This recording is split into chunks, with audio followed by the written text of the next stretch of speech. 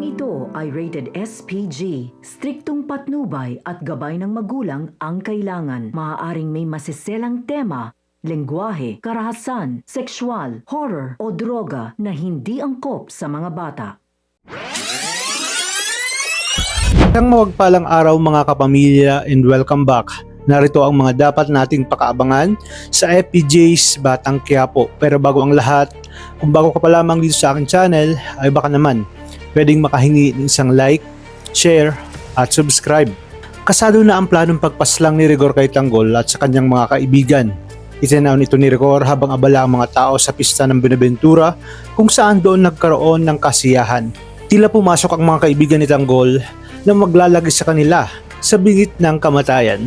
Pagpasok sa lugar ay tinutukan agad sila ng mga pulis asset at wala silang nagawa kundi itaas ang kanilang mga kamay. Dito na diskubre ni Bulldog na set up ang nangyayari, lalo na nang bumugad sa kanilang harapan si Rigor at isa-isang pinahirapan ni Rigor ang mga kaibigan ni Tanggol habang tahimik na pinagmamasdan ito ni Enteng. Habang si Tanggol naman ay kinakabahan na para sa kanyang mga kaibigan, kaya sinundan niya sila upang alamin ang sitwasyon. At kasama si Ramon ay haharapin nila ang isang mabigat na laban. Pinag-utos si Rigor kay Enteng na bago patayin ang mga kasamahan ay pahirapan muna ito. Una niyang pinahirapan si Bulldog kung saan itinutok sa kanyang tiyan ang barena, ngunit hindi kinaya ni Enteng ang utos. Lumuhod siya sa harapan ni Rigor at nagmakaawa na siya na lamang daw ang patayin, huwag lang ang kanyang mga kaibigan. Kaya pinapili siya ni Rigor kung papatayin niya ang kanyang mga kaibigan o papatayin ang kanyang ina sa harap niya. Kaya dito wala nang nagawa si Enteng. Itinutok kay Bulldog ang baril, sabay ipinapatok at humingi ng tawad. Sakto namang dumating si Tanggol at hinarap si Rigor. Dito nagkapalitan sila ng putok. Ang tanong, masasalba pa kaya ni Tanggol ang mga kaibigan o huli na ang lahat? Sa kabilang banda, nagkakagulo na ang City Hall dahil kahit anong mangyari, hindi susundin ng mga gerero ang hatol ng NEC na si Tanggol ang pumalit sa kanila matapos itong manalong mayor sa nangyaring recount. Malawak ang kilos protesta laban sa mga armadong mga gerero na handang-handa ng patayin kung sino man ang ahadlang sa kanila.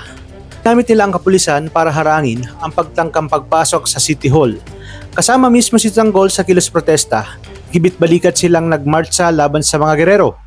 Di nagtagal ay nakapasok sila ng City Hall sa lakas ng pwersa ng mga tao at nagkakaisa. Nakapasok si Tanggol sa loob at nakipagpalitan ng putok sa pwersa ng mga gerero. Kahit mga inosenteng tao ay pinagbabaril na ni Roberto at Miguelito at ang kanyang mga kasamahan. Samantala, nagkaroon din ng engkwentro sina Jackie at Marites kung saan pinaghahampas ni Marites si Jackie hanggang sa subukan ni Jackie ihulog si Marites sa mataas na palabag ng gusali. Ngunit hindi nila alam na hawak pala ni Miguelito ang kanilang alas sa sipunggay. Dinala niya ito sa mataas na tore at dito nagplanong ihulog ang dalaga. Ngunit maya-maya pa ay nagpang-abot na sila ni Tanggol at ito na ang huling laban na hindi natin dapat palalampasin dahil sunod-sunod ang mabibigat na suntok na bibitawan ni Tanggol labang kay Miguelito na lalong magpapainit sa eksena at tensyon. Kaya pakaabangan natin ang mga kaganapang ito dahil mas kapanapanabik ang huling 3 linggo ng teleserye ng Sambayanan, ang FPJ's Batang Quiapo. Maraming salamat sa inyong panonood at pagpalain tayong lahat, kapamilya.